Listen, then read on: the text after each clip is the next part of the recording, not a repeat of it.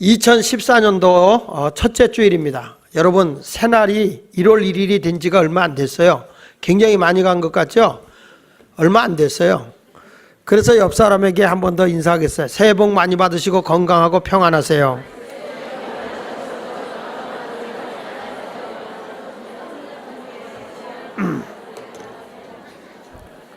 한 번 더 할까요? 그 안에 소원 성취하고 충성된 일꾼 됩시다. 시작.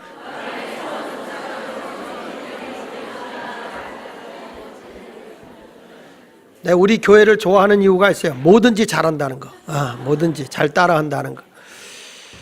자, 오늘 저는 여러분들과 함께 동역하는 공동체라고 하는 제목을 가지고 함께 말씀을 생각해 보도록 하겠습니다. 우리가 2014년도에는 예수님이 원하시는 공동체 교회에 대한 말씀인데요. 앞으로 시간 되는 대로 제가 순서 있게 말씀을 증거하지만, 오늘은 사도 바울이 자기 일생 동안 이 복음을 전하는데 이방인들과 예루살렘을 중심으로 해서 전도를 하고, 그가 인생의 마감을 짓기 바로 직전에 이 로마서를 정리하면서 기억에 남는 사람, 내가 하나님의 사역을 해 나가는 과정에서 나를 도와가며 함께했던 동역자들이 있다. 그 사람들을 지금 열거하면서 이제 이 내가 가더라도 너희들에게 복음을 전하기 위해 수고한 분들을 기억하고 공동체 속에서 저들을 잘 섬겨라 하는 얘기를 해주고 있는데, 몇 명의 사람이 소개되어 있냐면 37명의 사람이 소개되어져 있습니다. 그래서 오늘 바울이 이 행한 내용 가운데 보면 수없이 많은 일을 행했지만 자기 혼자서 한 것이 아니라 함께하는 사람이 있었다는 거죠. 이게 바로 교회의 본질입니다. 절대 교회라고 하는 것은 혼자 동역하는 것이 아니에요. 함께하는 것이에요. 그래서 우리 예수님도 혼자서 잘났다고 설치는 사람 데리고 일하는 게 아니라, 너희가 무엇이든 두세 사람이라도 모여서 내 이름으로 기도하면 내가 응답해 주겠다. 이렇게 두세 사람이라도 모인 곳, 이 공동체가 잘 돼 있는 곳에 우리 주님이 함께 하신다는 거예요. 성경에는 그런 일들이 많습니다. 다윗이라고 하는 사람이 위대한 성군으로 불려지고 있지만, 그리고 통일 이스라엘 나라를 세우고 강대국을 세운 사람이지만, 다윗이라고 하는 사람이 그렇게 되기까지는 그냥 우연히 된 게 아니고, 다윗이 사울 왕이 죽이려고 할 때 도망을 가잖아요. 피난을 갑니다. 근데 그 피난 간 곳에 다윗이 그렇게 어려움 당하고 힘들 때 400여 명이, 저들이 원통하고 빚지고 고통당하는 사람들이 다 다윗과 함께 하겠다고 400여 명이 모여요. 근데 그들은 다윗이 인기 있을 때가 아니라 다윗이 코너에 몰려서 언제 죽을 줄 모르는 그러한 어려운 상황에 놓여 있을 때인데도 불구하고 이들은 우리는 다윗과 함께 하겠어요. 세상적인 이권과 명예와 권세를 가진 사람은 다 떠나가고 어차피 세상에서 버림받았는데 우리와 함께 해줄 수 있는 저 다윗, 저들과 함께 하겠다. 근데 다윗은 그렇게 세상에서 멸시당하고 무시당하는 사람들을 모아서 요압 장군 같은 장군을 세워가지고 통일 이스라엘 나라를 세우는데 훌륭한 인재를 키워내요. 그러니까 다윗이 그렇게 큰 일을 할 때 보면 그런 생명을 바쳐 다윗과 함께하는 공동체원들이 있다는 거예요. 아멜렉 군사가 쳐들어와가지고 나라가 성읍이 불타고 자기 가족과 자녀들이 다 포로로 끌려갑니다. 끌려가서 다 절망하고 오히려 백성들이 실망해가지고 다윗을 죽이려고까지 했어요. 그런데 다윗이 우리와 함께 저 아멜렉을 치러 갈 사람이 있느냐 그랬더니 600명이 나옵니다. 600명이 우리가 당신과 목숨을 같이 하면서 저 아멜렉을 쳐들어 가겠습니다. 그래서 600명을 거느리고 숨도 안 쉬고 다윗이 달려가요. 근데 너무너무 심하게 몰아붙여가지고 와서 200명이 기진맥진해가지고 못 따라와요. 그래서 그들은 200명 떨어뜨려 놓고 400명을 데리고 가서 결국에는 아멜렉을 물리치고 아내들을 찾아오고 자식들을 다 포로로 잡혀갔던 자식들을 다 찾아오죠. 그러니까 다윗이 그렇게 위대한 일을 할 수 있었던 것은 생명까지 내어 던지고 오직 당신과 함께 하겠다는 이런 공동체의 멤버가 있었기 때문에 큰 역사를 이룰 수 있었던 거예요. 그러니까 우리 하나님은요, 혼자 똑똑하게 잘났다고 가지고 교회 와서 찬바람이 쌩쌩 불게 하면서 아우 유치해, 나는 정말 저런 사람하고 같이 할 수 없어, 이런 싸가지 없는 사람은 같이 안 해요. 하나님이 한없이 부족해도 우리 함께 합시다. 함께 합시다. 이런 함께하는 사람, 옛날부터 우리 알잖아요. 백지장도 맞들면 가볍다. 뭐가 난지는 모르겠지만 그 백장도 같이 들면요, 이게 참 이게 괜찮은 거예요. 여러분 백지장 맞들어 보셨나요? 예? 안 들어보셨어요? 저는 도배할 때 같이 들어봤어요. 도배할 때 이거 풀 묻혀가지고 같이 붙여서 해야지 혼자 하면 이게 붙고 참 힘든 겁니다. 이게 아주 고수가 아닌 이상은 아마추어들은 힘든 거예요. 근데 이 같이 맞들면 쉬운 거예요.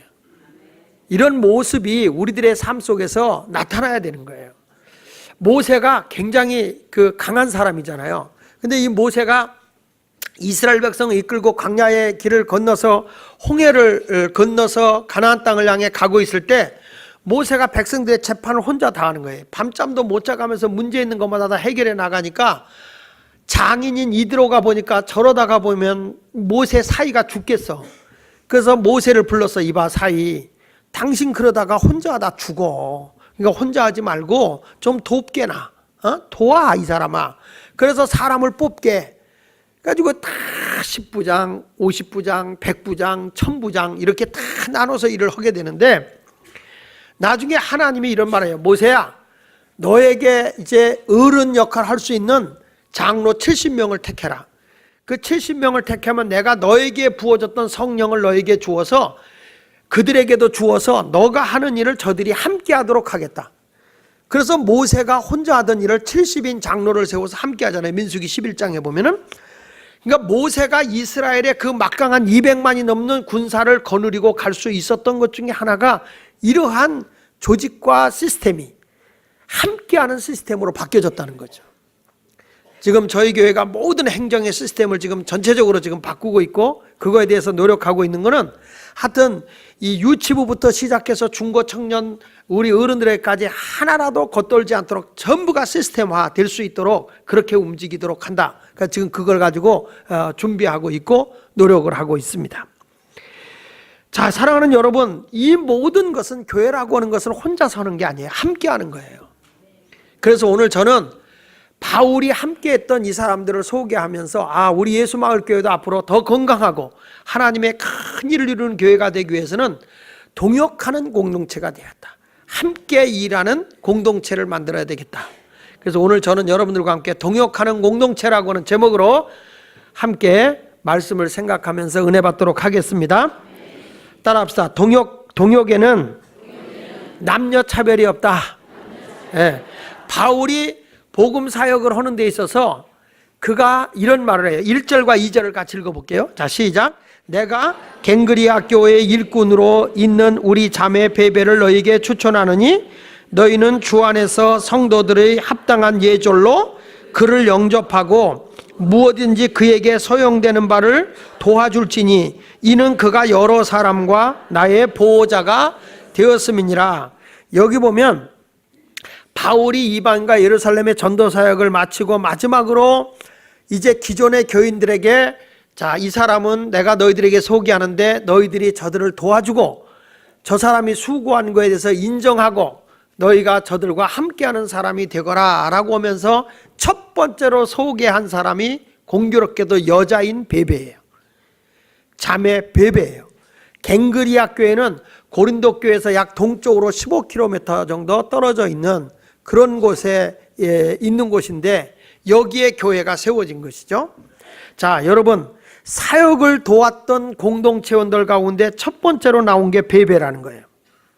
여기서 보면 저는 나의 보호자였다. 그 말은 무슨 얘기냐면 후원자였다. 후견인이었다. 이런 말이에요. 자, 바울이 처음에 전도 사역을 하러 갈 때는 자비량으로 했어요. 자기가 가서 텐트로 장막도 짓고 돈이 생기면 그걸로 선교비 쓰고 또 무슨 일 하다가 선교비가 생기면 그걸로 선교하고 이렇게 자비량 선교를 합니다. 그런데 일이 점점 커지다 보니까 자비량으로 감당을 못 하겠는 거예요. 이때에 바울의 전도 사역만 전념할 수 있도록, 당신이 언제 세상 일하고 이 직업 갖고 하나님 일 하겠느냐. 그러니까 당신은 전도하고 복음 전하는 일만 전념을 해라. 그 사역을 맡기기 위해서 여인들이 그의 보호자가 되고 후견이 돼가지고 서포트를 해주는 거예요. 막 이 뒤에서 선교비를 대주는 거예요. 그러니까 바울이 큰 일한 것은 그렇게 이루어진 거예요. 사랑하는 여러분, 이 교회라는 게 내가 전도를 해보고 저 철야 때도 내가 그 얘기를 했지만 선교를 해보면 이 선교라고 하는 건 물질과 함께 하는 거예요. 이게 물질이 안 되면 선교가 안 돼요. 그러니까 어쩔 수 없어요. 여러분들이 복을 많이 받아야 돼.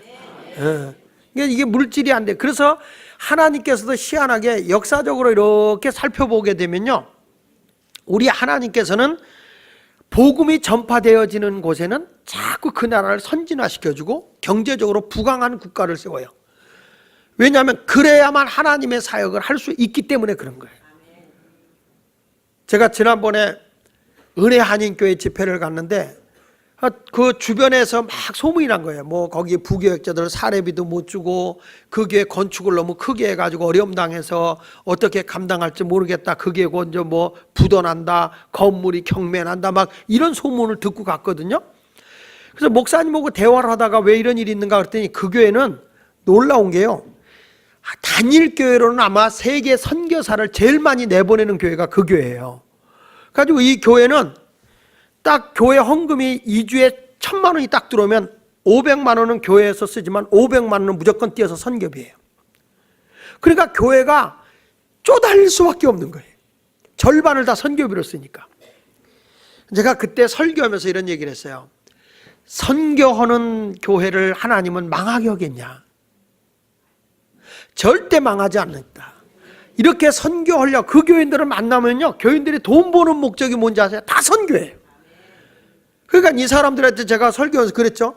100만 원 11조 얻은 사람은 하나님께서 선교를 위해서 교회가 어려우면 200만 원 11조가 생길 것이고 사업이 그렇게 잘 돌아갈 것이고 500만 원 선교비 얻은 사람은 1,000만 원 11조 할 수 있도록 하나님이 복을 주지 않겠냐, 배로 복을 주지 않겠냐.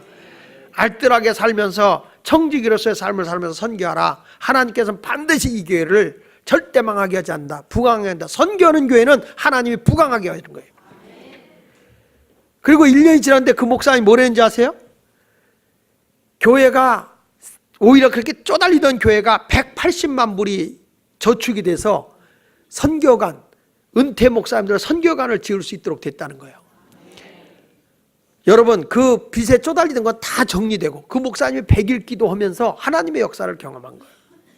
그러니까 하나님의 일은 절대 사람이 하는 것 같지만 하나님이 뒤에서 다 사람을 통해서 스폰서가 돼서 도와주는 거예요. 그러니까 이 바울이라고 하는 사람이 이렇게 사역을 하는데 이 여성에 의해서 베베라고 하는 사람이 나의 후견이다, 나의 보호자다, 그 사역을 감당해 나갔다는 거예요. 우리들은 흔히 사역을 하면서 이런 얘기를 하더라고. 내가 열심히 이렇게 일하고 있으면 나에게 주어지는 게 뭐예요? 이런 대가성을 가지고 사역을 하면요, 그거는 싹군인 거예요. 주님을 위해서 살면 주님이 없어서 굶어 죽으면 순교고, 하나님을 위해서 살다가 멋있게 살다 멋있게 가면 되는데 자꾸 사람이 하다 보면 자기 염려, 근심, 걱정, 욕심이 들어가는 거예요. 그러면 자기가 교회 하는 게 뭐예요? 자기 밥벌이 하려고 합니까? 생각 자체부터가 썩어버리는 거예요. 그런 생각하면 안 되는 거예요. 바울은 오직 하나님만을 위해서 세상의 모든 걸 다 배설물같이 버리고 하나님의 영광을 위해서 살았다. 자, 여러분, 이 바울이 복음 사역하는데 이렇게 베베 같은 스폰서만 있는 게 아니야. 거기 보니까 누가복음 8장 3절에도 보면요, 자, 같이 읽어볼게요. 시작. 헤롯의 청지기 구사의 아내 요한나와 수산나와 다른 여러 여자가 함께하여 자기들의 소유로 그들을 섬기니라. 그러니까 여러분, 우리가요, 가정도 그렇고 이 사회도 그렇고 어느 단체고 간에 이 여성들이 구석구석에 숨어서 사역하고 봉사하는 일들이 굉장히 큽니다. 이 여성이 없는 곳에서 어떤 일이 일어나지 않아요. 여러분, 한번 이런 생각을 해보세요. 여성이 없는 세상은 어떤 세상일까요? 원숭이보다 더 싸납지 않을까요? 여성들이 없는 세상, 정말 살벌할 것 같지 않아요? 제가 전에 이종훈 집사님네 신방 갔는데 아들만 셋이거든요. 와, 엄마 얼굴이 피질 못해. 보통 극성 맞은 게 아닌 거예요, 아들이. 근데 내가 그랬어요. 딸 하나 더 낳으라고. 딸 하나 더 낳으라고 그랬더니, 목사님, 내가 딸만 난다는 보장이 있으면 내가 낳겠대. 근데 또 아들 날까 봐 겁이 난다는 거예요. 사실 구석구석에 정말 아름답고 섬세한 일들은 여성들의 봉사, 여성들의 그 사역이 있기 때문에 그런 거예요. 내가 어저께도 2층에 탁 올라가 봤더니 어르신들이 다 여자분들이 앉아서 오늘 그 점심 식단 잡아다가 다 다듬고 막 음식을 마련해라고 수고하더라고. 그래서 내가 남편 좀 이렇게 김호성 목사님 좀 불러다 시키면 안 되겠냐 했더니 하하 하고 웃고 말더라고. 왜? 기가 차다 이거죠. 그러니까 섬세하게 일하는 건 여성들이 있어야 되고 또 남자들이 할 때는 남자들이 하는 일도 있지만 이 하나님의 사역은 이렇게 함께 더불어서 하는 거예요. 제가 저번에 아현중앙교회 집회를 가보더니 그 교회는 특징이 있더라고요. 그게 왜 그러냐 했더니 그 교회는 남자 장로 7에 여자 장로 7이에요. 자기는 항상 동수로 장로를 뽑는데 그 교회는. 그 왜 그러냐 했더니 그 전에 우리 교회가 막 싸움이 많았대. 남자들만 있을 때는 수컷의 기질이 있어가지고 네가 잘난 내가 이렇게 싸운대요. 그래서 할 수 없이 암컷을 집어넣대요. 아니 암컷이 아니고 여자를 집어넣대. 여자를. 여자를 집어넣어가지고 같이 하니까 싸우질 않더래. 남자가 뭐라고 막 그러면 여자들이 아이고 장로님 남자가 좀스럽게 뭘 그런 거 갖고 그래. 가만히 있대요. 여자가 뭐라고 그러면 아유 입에다 루즈 바르고 빨간 루즈 바르고 가만히 있으라고. 자동차가 빨간불이 들어오면 가냐 못 가냐 그냥 서 있어야지. 이러면서 서로들 얘기하니까 이게 말이 없어지더래. 교회가 너무 편안하더래요. 교회가요 이 남전여비 사상이 있으면 안 된다고요.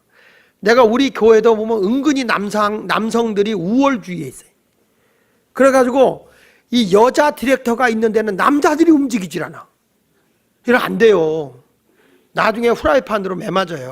절대 그러면 안 되고 남성들은 우리 여자 디렉터가 이렇게 열심히 하면 남자들은 남성 준 디렉터들도 세워서 막 그 사역을 함께 도와가면서 일을 해야 됩니다. 할렐루야. 대통령도 여자예요.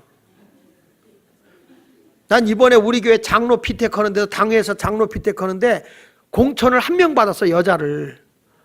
그러면 1명에서 지금 뽑는 건데 3분의 2표 나오면 되는 거잖아요. 3분의 2표가 안 나와서 떨어졌다니까. 내가 이렇게 봤어. 보니까 여자들이 실룩실룩 그러더라고. 이러더라고. 왜? 나보다 나이도 어리고 뭐 어쩌고 한 것 같아. 내가 보기에는 내 마음을 내가 안다. 이제 이런 말이겠죠. 이게 그런 모습으로 간 걸 보니까 이게 참 시샘인 것 같다. 좀 이렇게 사람이 서로 세워주고 그러면 얼마나 좋까. 그거 다 해가지고 한 사람 딱 뽑는데 그것도 떨어뜨려라? 정말 이해 안 해. 아마 남자였으면 찍었을걸? 우리 교인들이 이상하게 여자들이 남자를 좋아하는 것 같아.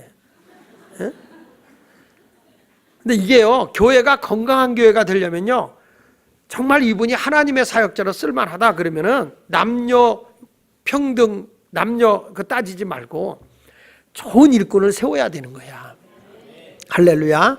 그러니까 차별하지 말고 앞으로 사역도 우리 마을의 디렉터는 여자다 그러면 남자분들 분발해서 더 활성화시켜 주기를 바랍니다. 그러면 더 존경받잖아요.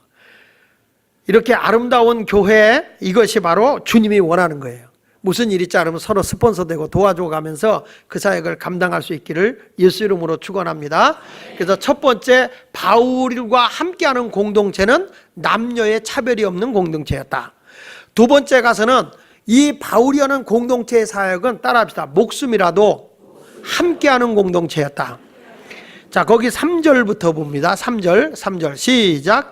너희는 그리스도 예수 안에서 나의 동역자들인 브리스가와 아굴라에게 문안하라.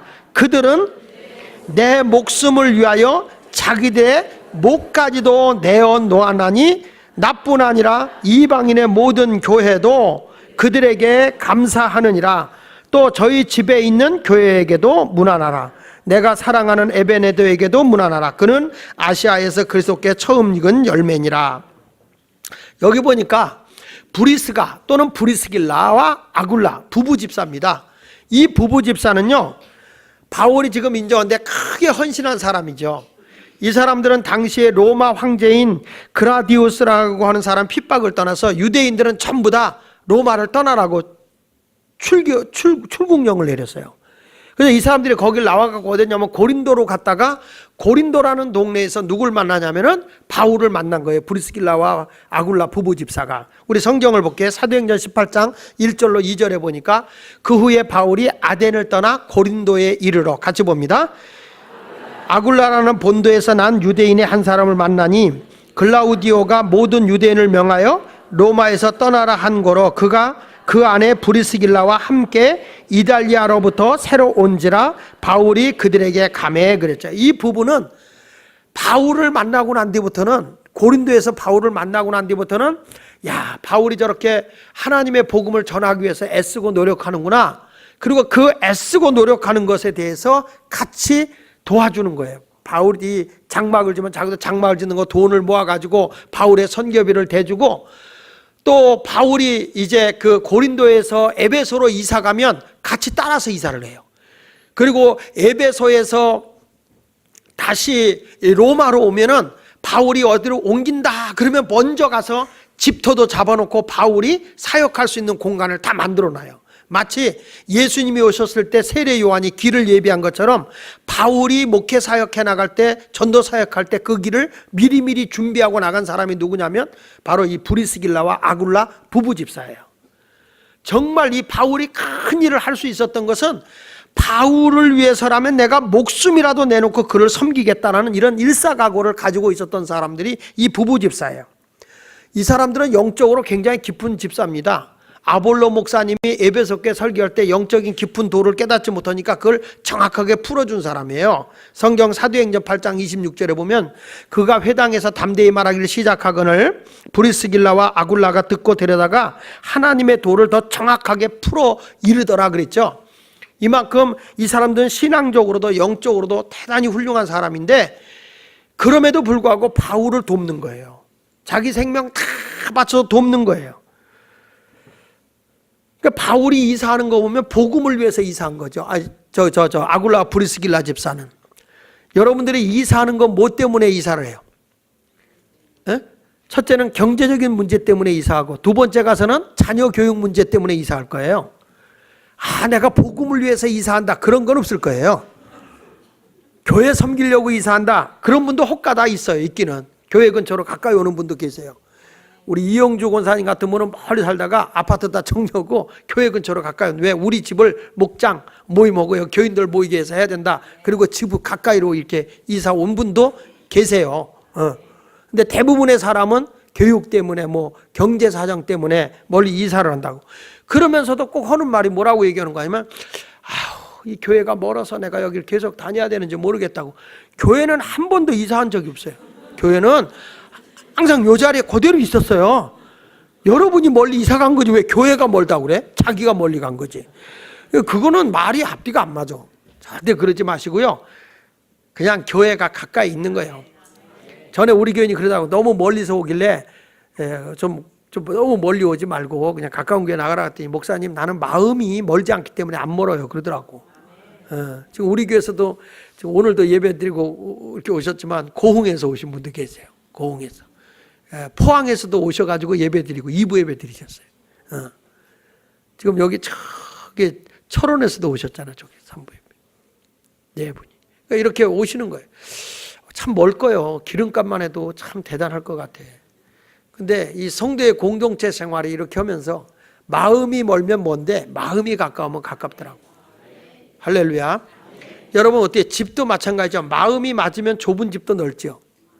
근데 마음이 안 맞고 막 싸우면 100평짜리 살아도 집이 좁아서 가출하는 거예요. 좁은 집에 살면 사랑하 보세요. 막 붙어 있어서 항상 붙어 집이 넓어. 근데 그렇게 큰 집에 둘이 살아. 120평에. 그런데 싸우면서 맨날 가출해. 내가 그때 깨닫아서 싸우는 집은 120평도 좁다. 근데 사랑하는 집은 10평이라도 넓다. 아멘 안 하네 이 동네는. 날마다 싸우나 봐. 날마다 싸우나 봐. 그러니까 우리가 교회라고 하는 것은 항상 그 봉사하는 것, 하나님을 섬기고 예배하는 것, 이런 모습으로 가되 사도 바울과 아굴라 브리스길라 같이 정말 목이라도 내놓을 수 있는, 생명이라도 주고받을 수 있는 그런 공동체가 되어야 할 줄로 믿습니다. 여러분 왜 교회가 힘이 없을까요? 교회가 왜 능력이 나타나지 않을까요? 그 이유는 성도들이 이렇게 그 연합됨이 없는 거예요. 각자 따로따로 노는 거예요. 정말 목숨이라도 내놓고 함께 하자는 사람들이 모여 있으면요, 하나님의 역사가 얼마나 크게 일어나겠습니까? 오직 자기 명예나 자기 명성, 자기 이권을 위해서 존재한다면 그 교회는 메칼머리 없는 교회가 되겠죠. 그러나 바울이라고 하는 사람은 절대 그런 사람들이 아니에요. 목이라도 내놓는 거예요. 목이라도. 그 주를 위해서 사는 거죠. 주를 위해서. 믿으시면 아멘 하세요. 그러니까 바울이 세계 복음화를 이룬 거지요. 이런 사람이 없다면 어떻게 하나님의 큰 일을 이룹니까? 우리 예수마을교회가 이렇게까지 되어지는 데는 저는 정말로 교인들이 피눈물 나게 이름 없이 새벽부터 희생하고 헌신하는 분이 너무 많다는 거예요. 얼마나 그런 분들이 많은지 몰라. 그러니까 뭐 새벽에도 그냥 어려운 일 있다 그러면 먼저 달려가고 교인들을 사랑하고 돌봐주고 이런 역사를 하는 거예요. 그러니까 교회가 되는 거죠. 내가 조금 피곤하면 목사님 피곤한데 그냥 피곤하고 쉬게 하라고 우리가 가서 하자고 막 이런 분들이 있어요. 너무 고마운 거예요. 제가 할 일을 다 도와줘서 해주니까. 이런 모습의 아름다운 공동체가 있었기에 지금 우리 교회가 세워졌다 저는 봅니다. 처음에 처음으로 우리와 함께 신앙생활하고 지금까지 존재하고 계신 분이 우리 강창석 장로님이잖아요. 강작 장로님이 이제 은퇴하시고 걸음 걷는 것도 불편하시지만 정말 그 바지 저고리 역할을 하시면서 나의 모든 허물을 가려주면서 같이 사역을 한 거예요. 새벽기도 안 빠지시고 누가 뭐라 그러면 내가 다 방파막이가 돼주시고 그런 사역을 해오신 거예요. 지금까지. 무슨 대가바라고 했겠어요? 주님을 사랑하는 마음 가지고 했죠. 그런 사역을 가지고 하시니까 우리 교회가 그런 희생이 있고 그런 아픔이 있었기 때문에 그런 분들 때문에 교회가 부흥되는 거예요. 할렐루야. 희생이 없으면 안 됩니다. 그래서 거기에 또 이 아굴라와 브리스길라는 그것만 있는 게 아니라 거기 5절 상반절에 보니까 또 저희 집에 있는 교회도 문안하라. 그걸 보면 이 브리스길라 아굴라 집사 집에는 우리로 말하면 목장이야. 조그만 교회 공동체 모임이 집에도 있어요. 지금 우리 교회는 예배 끝나면 목장을 자꾸 교회에서 모이려고 하는데 그거 아주 안 좋은 거예요. 목장은 어디서 모여야 되느냐? 목장은 자꾸 집에서 모여야 돼. 집에서. 여러분 이게요, 예루살렘 교회가 핍박을 당하고 말할 수 없는 고난을 당해서 막 이 사도들이 순교당하고 죽어가잖아요. 근데 죽어가는데도 왜 교회가 활성화가 되고 점점 부흥이 됐습니까? 그 이유는 가정에 모이는 교회가 있어서 평신도 중심으로 목사들을 죽여도 교인이 흩어지질 않는 거예요. 이런 건강한 교회가 이루어져야 되는 거예요. 목장은 그냥 우리끼리 모여서 사치기 사차 뽀는 데가 아니에요. 거기서 하나님께 예배를 드려요. 우리 가정이 가까우면 우리 집에 여기 와서 우리 집에 있는 교회, 이런 공동체의 교회가 세워져야 되는 거예요. 아멘입니까? 예수마을교회는 이런 건강한 교회가 세워지길 바랍니다. 만약에 환난 시대고 핍박 시대가 와서 예배를 못 드리게 막아버리면 어떻게 하겠습니까? 또 예배를 못 드리게 할 뿐만 아니라 목사를 잡아 죽였다. 그러면 여러분들이 어디 가서 예배 드릴 거예요? 가정인 교회, 평신도들에 의해서 움직이는 교회가 있잖아요. 그런 모습의 교회가 이루어져야 세상을 바꿔놓을 수가 있는 거예요. 믿습니까? 여러분 노조 대표들을 잡아가면 노조가 와야 될 것 같죠? 아니에요. 1차, 2차, 3차 다 있어요. 내가 잡혀가면 네가 해라. 네가 잡혀 그 다음 너다. 계속 이게 다 되어 있다는 거예요. 이런 조직이 딱 되어 있는데 교회도 마찬가지죠. 예수마을교회는 장하길 목사 때문에 무너지고 뭐 그래서는 안 돼요. 다 속으로 공동체 있는 교회들에 의해서 활발하게 움직여줘야 되는 거죠. 그러니까 바울은 지금 그런 거예요. 아굴라와 브리스길라 집에 있는 교회, 그 교회도 문안하라. 그리고 주일날 되면 예배 다 같이 드리고 또 그 교회도 평일날은 또 모여서 예배 하나님께 영광 돌리고 이런 모습의 공동체가 이루어져야 할 줄로 믿습니다. 그리고 바울은 여기서 이런 말을 해요. 5절 하반절에 내가 사랑하는 에베네도에게 문안하라. 그는 아시아에서 그리스도께 처음 맺은 열매니라. 여러분 이런 겁니다. 여러분 가정에서 아무도 예수를 안 믿는데 나 혼자 예수를 믿는다. 시집을 갔어요. 그러면 시댁에서 예수 믿기가 쉬워요, 어려워요? 상당히 어려운 거예요. 근데 아무도 믿지 않는 아시아에 복음 전하러 가서 첫 번째 예수를 믿어 구원을 받게 했을 때 그 사람은 잊을 수가 없는 겁니다. 첫 열매를 잊을 수가 없는 거예요. 그러니까 바울이 딱 할 때 내가 아시아의 첫 열매 에베네도, 그 사람은 내가 사랑하는 자다, 이렇게 말하는 거예요. 그러니까 바울은 자기 일생을 이렇게 쭉 전도 사역을 하면서 보면 머릿속에 탁탁 남는 사람이 있어요. 여러분도 신앙의 흔적을 남기는 자가 돼야 돼요. 어려움을 남기지 말고 좋은 인상을 주고 아름다움을 남기는 자가 되시기를 바랍니다. 여기 궁정동인가요? 거기가 효자동 쪽에 가면 거기가 자격교회라고 있어요. 자격교회. 그 자격교회에 가면 그 교회 요람에 특이한 게 하나 있습니다. 그 내용이 뭐냐면, 그 전에 마경일 목사님이 계실 때 그 교회 장로가 교회 돈을 훔쳐갔어요. 훔쳐간 게 아니라 그걸 도용을 했어. 딴 데 써버렸어요. 교회에서, 그래서 우리가 교회도 목자 헌금도 교회에다가 넣으라고 하는 얘기가, 개인이 회계가 갖고 있어 급하면 지가 써버린단 말이야. 예. 저는 이번에 그래서 우리 교회 모든 걸 다 투명하게 하라 그래서 행정서식을 다 바꾸는데, 모든 교회 헌금도 다 공개해라. 이제 어떻게 목사가 얼마 생활비 받고 있는 뭐 있는 다 공개해라. 그래서 우리 샬롬 공동체 교회도 다 오픈해라. 근데 그건 이제 비밀번호 두고 들어가야죠. 개인이 헌금한 것도 다 확인할 수 있도록 그렇게 해라. 투명하게 해라. 투명하지 않으면 이게 비리가 온다. 예. 그렇게 깨끗하게 해야 돼. 깨끗하게. 근데 그 교회 목사 그렇게 그걸 교인이 훔쳐간 거를 그 교회에다, 그 연역에다 그걸 써놨어요. 아무개 장로가 얼마 도용했다. 그걸 적어놨어요. 자식들이 와가지고요, 제발 이거 좀 빼달라고 사정했어요.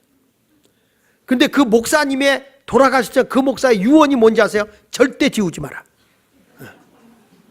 이건 교회의 역사다. 성경에 보면, 사도행전 5장에도 보면 하나님의 것 도둑질하다 급살 맞아 죽은 사람이 있어요. 즉사에서 죽은 사람이 있어요. 아나니아와 삽비라에. 성경에 딱 기록되어 있어요. 아간이라는 자는 돌에 맞아 죽고, 나만 장군과 가르쳤던 엘리사벳 사환도 문둥병에 걸려 죽고, 이런 것들을 자손들이 어떻게 되고 있는지를 교인들이 보고 다 보라 이거예요. 다 공개적으로. 여러분, 부끄러운 흔적은 남기면 안 돼요. 깨끗한 흔적을 남겨야 돼요. 목사님들도 나중에 말년이 돼서 욕심이 많아가지고 말이야, 얼마나 부끄러운 일들이 뉴스에 나오냔 말이에요.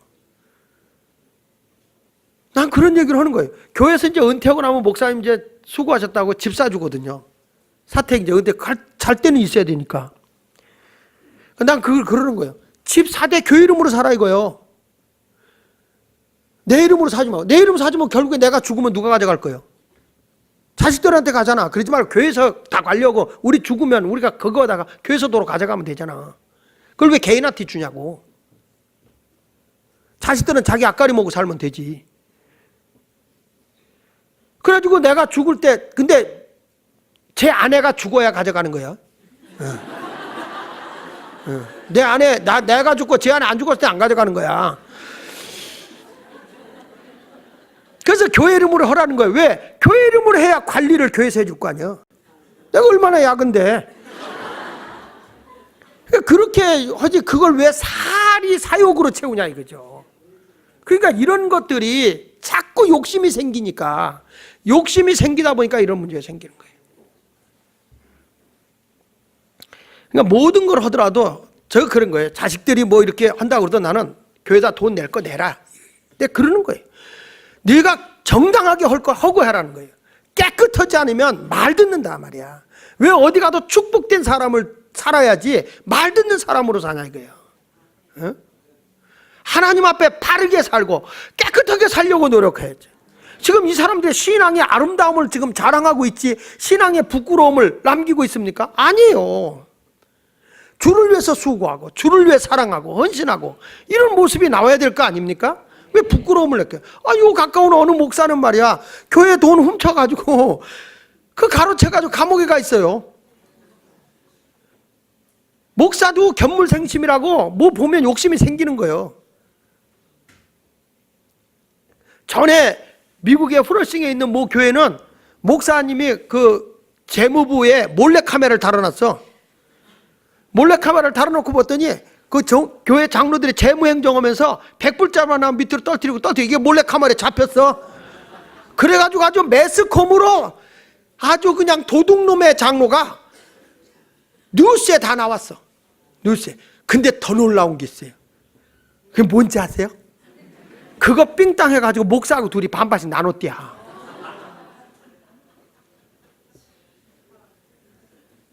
근데 그 목사가 얼마 안 돼서 췌장암으로 바로 죽어버렸어요. 하나님이 놔두겠어요? 그 자식은 어떻게 된지 아세요? 그 장로가 의사예요, 의사. 그런데 도둑질인데 그 아들이 미쳤어. 하나님 앞에 바로 서지 않는 사람이 어떻게 복을 받아? 저주받죠. 그게 후러싱에서 제일 큰 교회, 제일 큰 교회. 거짓은 다 드러나는 거예요. 여러분, 어떤 흔적을 남길래요? 아름다운 흔적 내릴래요? 더러운 흔적 남길래요? 대답은 다 알아, 다 알아, 다 알아, 다 알아. 지저분하게 살지 말잔 말이야. 예수 믿는 사람은 항상 뒤가 깨끗하게 살아야 돼요. 잘못했으면 잘못했습니다. 딱 사과할 거 사과하고, 바르게 갈 거 있으면 바르게 가고, 이렇게 사는 것이지. 기면 기고 아니면 아닌겨. 충청도 가면 그래. 교육 안 교육 그러잖아요. 의자 밑으로 기어가든지.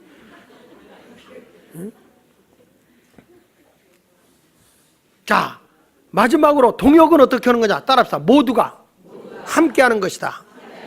여기 6절부터 16절에 보면 바울이 쭉 나오는데 6절에 보면 이런 너희를 위하여 많이 수고한 마리아. 그러니까 이 마리아의 봉사를 모르는 사람들이 없었고요. 그 당시에 여성들이 참 봉사를 많이 했는데 여기 빌립보서 4장 3절에도 바울이 이렇게 말해요. 또 참으로 나와 멍에를 같이 한 내게 구하노니 복음에 나와 함께 힘쓰던 저 여인들을 돕고. 그러니까 여기 보니까 바울을 위해서 함께 힘썼던 여인들이 많았어요. 여기 보면 돈은 여자가 잘 써요? 남자가 잘 써요? 사람에 따라 다르겠죠. 사람에 따라 다른데 보편적으로 여자가 돈을 잘 써요. 왜 그러냐면 남자들이 돈을 버리는데 너무 힘들게 벌었기 때문에 돈을 쓰려고 그러면 떨려 그래요. 김째째 이째째 째째들이 모여 째째째 우리 모두 째째 이래요.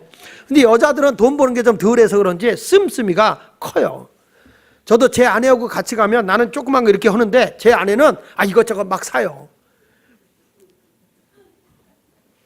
제 아내가 나보다 치마가 넓어서 그런지 씀씀이가 커요. 근데 뭐 해야 터된 데 쓰진 않겠지. 근데 하여간 우리가 보면은 모든 일에 있어서 함께 하는 거예요. 함께. 근데 이 마리아는 이렇게 봉사하는데 이 바울의 사역을 위해서 도왔다라고 하는 거고요. 그거에 대해서 이 여인의 수고를 너희가 기억하라는 거예요. 자, 다시 한번 6절을 읽어볼게요. 자, 시작. 너희를 위하여 많이 수고한 마리아에게 문안하라 이렇게 말해요. 또 누구에게 하라냐면 7절에 보니까 내 친척이여 나와 함께 갇혔던 안드로니고와 유니아를 여기 보면 안드로니고와 유니아는 얼마나 귀한 사람들이냐면은 바울이 수모를 당할 때 함께 수모를 당했어요. 바울이 부끄러움을 당할 때 같이 부끄러움을 당하고 바울이 모든 일을 그 매를 맞을 때도 같이 매를 맞아요. 만약에 우리 교회가 이런 모습으로 이루어진다면요, 정말 예수 마을 교회는 게릴라들에 의해서 이 지역이 바뀔 거예요 아마. 이게 연합됨이 그 정도 돼야 되거든요. 이 두 사람은 그냥 함께 기도하고 함께 수고하고 함께 감옥에도 갇히고 함께 매도 맞고 그냥 죽을 각오하는 거죠. 이런 공동체가 바울의 공동체예요. 이런 사역을 했기 때문에 바울이 1차, 2차, 3차 거쳐서 세계 전도를 할 수 있었던 것입니다. 사랑하는 여러분, 자기의 욕심을 위해서가 아니에요. 그뿐입니까? 거기 성경 말씀에 8절에 보니까 이런 말 나와요. 8절 같이 봅니다. 시작. 또 주 안에서와 내 사랑하는 암블리아에게 문안하라. 그리스도 안에서 우리 동역자인 우르바노와 나의 사랑하는 스다구에게 문안하라 그랬는데요. 여기서 말하는 암블리아와 우르바노는 이름이 노예에게 주어지는 이름이에요. 노예. 그러니까 이 사람들의 직분이 뭐냐면 노예. 그 다음에 누가 나오냐면 거기 보면 11절에 보세요. 11절 시작. 내 친척 헤로디온에게 문안하라 그랬죠. 이 헤로디온은 누구냐면 헤롯 왕가의 사람이에요. 그러니까 이 사람은 왕가에 있는 사람도 바울의 동역자고, 노예도 바울의 동역자고, 여인들도 바울의 동역자고, 혼자 된 과부도 동역자고, 자매도 동역자고, 부부도 동역자고, 또 높은 관직에 있는 사람도 동역자고, 부자도 동역자고, 가난한 자도 동역자고. 전 아멘 할 때까지 주셨으니까. 이 동네는 허라구려 하니까. 그러니까 이 공동체는 잘난 사람만 모이는 게 아니에요. 신분고하를 막론하고, 저들의 빈부귀천을 막론하고, 지식의 고하를 막론하고, 모든 사람들이 다 하나 된 공동체를 이룬 게 바울의 공동체인 걸 믿으시기 바랍니다. 할렐루야. 그러니까 교회는 뭐 내가 잘났어 못났어 이거 따지지 말고 함께 할 수 있어야 된다는 거예요. 그리고 그 뒤에 알려지지 않은 사람들이 쭉 나오는데 12절 이하에 보면 주 안에서 수고한 드로베니와 두루보사, 이 두루베나와 두루보사라는 이름은 화사하다, 우아하다는 뜻인데요. 이 뜻은 뭐냐면 그 귀족들에게 주어지는 이름이에요. 귀족들에게. 그러니까 이 귀족들도 섬긴 거죠. 그러니까 이 사람들은 수고할 때 항상 애쓴 거예요. 그 다음에 누가 나오냐면 13절에 보면 루포와 그의 어머니. 자, 한번 읽어볼까요? 시작. 주 안에서 택하심을 입은 루포와 그의 어머니에게 문하라. 그의 어머니는 누구라고? 곧 내 어머니. 여러분, 루포가 누군지 아세요? 루포. 오징어포 형님이 아니에요. 이 루포가 누구냐면은 구레네 시몬 아시죠? 구레네 시몬. 예수님이 십자가 끌려갈 때 강제로 내가 예수님 대신 십자가 지고 가라 했던, 강제로 십자가를 지고 간 사람이 구레네 시몬이에요. 그 아들이 루포예요. 그리고 루포의 어머니가 누구예요? 그렇죠. 구레네 사람 시몬의 아내예요. 그 아내가 바울의 어머니같이 그를 섬겨줬다는 거예요. 그러니까 이 바울이라고 하는 사람은 신앙의 선배 후배 할 것 없이 다 바울의 동역자로서 함께 사역을 해줬던 사람이라는 걸 여기서 보여주고 있습니다. 근데 바울은요, 마지막에 하는 얘기가 뭐냐면 16절에 너희가 거룩하게 입맞춤으로 서로 문안하라. 그리스도의 모든 교회가 다 너희에게 문안하라. 이렇게 말하고 있거든요. 자, 여기서 우리가 한 가지 배울 게 있어요. 바울이 지금 뭘 하고 있는 겁니까? 37명이라는 숫자를 소개하면서 이 사람은 내가 동역할 때 내 어머니와 같은 사람이다. 이 사람은 목이라도 내놓은 사람이다.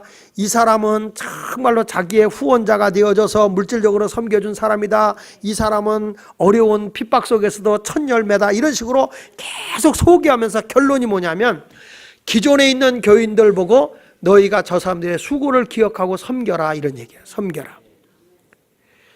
교회 오면 어떤 분이 그래요. 목사님, 내가 교회 열심히 일했는데 뭐 나한테 오는 거 없어요. 늙으면 나는 버림받는 거 아닙니까? 여러분, 하나님의 일은 그렇고 버림받는 거예요. 그러나 신앙의 후배들이 그걸 다 섬기는 거예요. 믿습니까? 저는 그런 거죠.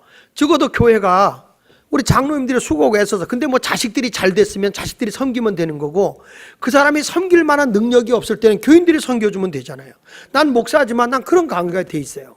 정말 수고하고 충성한 사람에게 많이는 못 줘도 그분의 생활비 정도 내가 줄 용의가 있어요. 또 그렇게 하고 있고요. 왜냐하면 주를 위해서 그렇게 샀으니까. 그걸 목사만 하는 게 아니라 성도들이 하라 이거예요. 너희들이 살아나서 그렇게 수고한 사람들을 도와줘라, 이런 얘기거든요.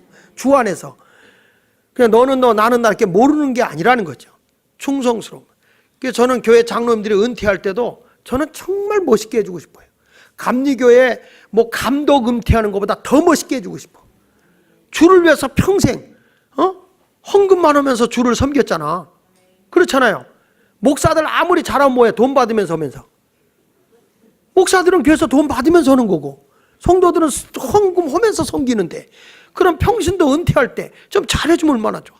그날 우리 교회 장로님들 딱 장로 되잖아. 그럼 되자마자 난 양복해줘, 내가 개인적으로. 딱 취임하고 막 할 때 다 해주고 난. 얼마나 영광스러운 일이야. 아름다운 일이잖아요. 그분이 수고하고 다 은퇴하고 리타이어 했다. 그랬을 때 그분이 자식들이 뒷바라지 못하면 믿는 자들이 도와줘야 되는 거 아닙니까?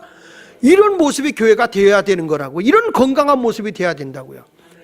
교회에서 열심히 충성하고 봉사했는데 말이야, 나 이제 교회 헐어 나가야 되겠습니다. 왜 나가냐? 그랬더니 뭐 내가 늙어가지고 뭐 아무것도 없는데 나가서 돈 벌이러 가겠다는 거 밖에 더 돼? 그게 영혼을 위해서 하는 거지. 내가 주를 위해서 충성하고 최선을 다하면 죽고 사는 건 하나님께 맡기고 사는 거지. 자기 욕심을 위해 사는 거야? 신앙을 왜 그렇게 배웠는지 몰라? 주를 위해서 내가 살았으면 주를 위해 살다 주를 위해 죽는 거예요. 여러분 이 세상 뭐 이렇게 욕심부려. 이 세상에 태어날 때 벌거벗고 태어났잖아. 미안합니다. 여러분 태어날 때 혹시 여기 가운데서 한 번만 물어보겠습니다. 저기 팬티 입고 태어난 분 한번 손 들어보십시오. 한 분도 없어요. 인생은 벌거벗고 왔다 다 놓고 가는 거야. 잿더미로 가는 거야. 너무 욕심부리지 마라.